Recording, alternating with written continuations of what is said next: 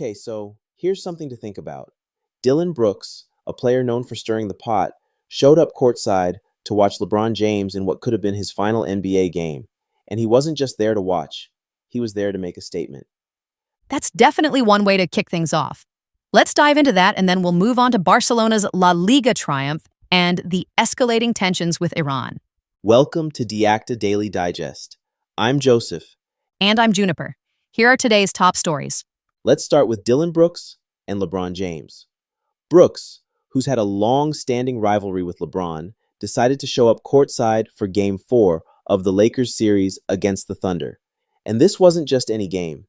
It was a potential elimination game for LeBron, possibly his last in the NBA. That's what makes this so fascinating. Brooks wasn't just there as a spectator. He was there as a provocateur. His grin, his demeanor, it was all designed to send a message. But let's not forget the history here. This rivalry goes back years, and it's been pretty one-sided in LeBron's favor. Exactly. Back in 2023, they had a heated exchange during a Suns-Lakers game, and Brooks ended up ejected. Fast forward to now, and Brooks is courtside, clearly enjoying the possibility of LeBron's downfall. It's almost like he was living out every LeBron skeptic's dream. And that's what makes this such a compelling story. LeBron isn't just a player. He's a symbol. For some, he's the greatest of all time. For others, he represents everything they dislike about modern basketball. Brooks showing up courtside was the ultimate hate watch moment. It really was. And it speaks to a larger phenomenon in sports, the idea of hate watching. People tune in not to root for someone, but to root against them. It's a whole different kind of fandom, and LeBron has become one of the most polarizing figures in sports because of it. That's a great point. And it's not just about LeBron. This moment says a lot about how we consume sports. It's not just about the game. It's about the narratives, the rivalries, and the drama. Brooks wasn't just a spectator, he was part of the story. And that's what makes sports so captivating. It's not just about the wins and losses, it's about the stories that unfold along the way. Speaking of captivating stories, let's shift gears to Barcelona's incredible La Liga season. What a year they've had. Oh, absolutely. Winning their 29th La Liga title and doing so with such dominance is no small feat. This season felt like a statement, didn't it? They weren't just good. They were exceptional. They really were. And what stood out to me was the consistency. From the early wake-up call against Rayo Vallecano to clinching the title with a commanding El Clasico win, this team showed resilience and unity throughout. That's a testament to Hansi Flick's leadership. After a treble-winning season, the expectations were sky high, but he managed to build on that success. And the players stepped up too. Ronald Araujo's last gasp winner, Lamine Yamal's hat trick. There were so many standout moments. Let's not forget the emotional significance of the Camp Nou's reopening. After more than 2 years away, that first game back was electric. It wasn't just about the football, it was about the connection between the team and the fans. Exactly.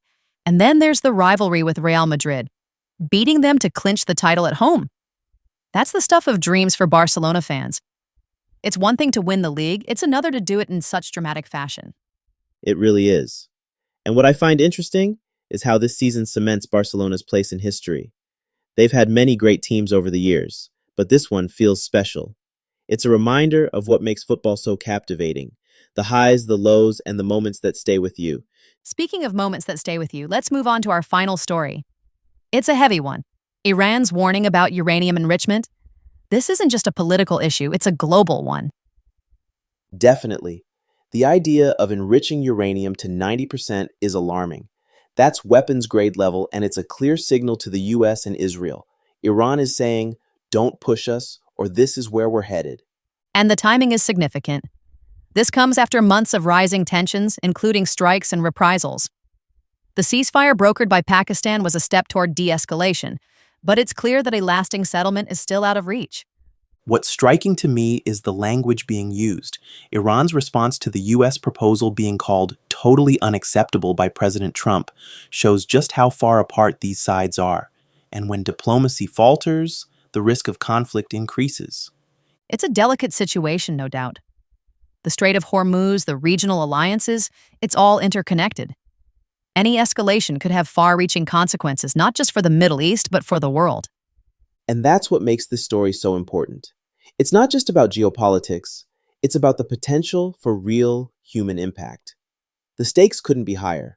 Absolutely. It's a sobering reminder of how fragile peace can be. But it's also a call to action. For leaders, for diplomats, for anyone who can help steer this situation toward a resolution. Well said. So we've covered rivalries, triumphs, and tensions today. What's the takeaway from all this? I think it's that stories, whether they're about sports or geopolitics, have the power to connect us. They make us feel, they make us think, and they remind us of what's at stake, whether it's a championship or the future of global peace. Couldn't agree more, and with that, we'll wrap things up.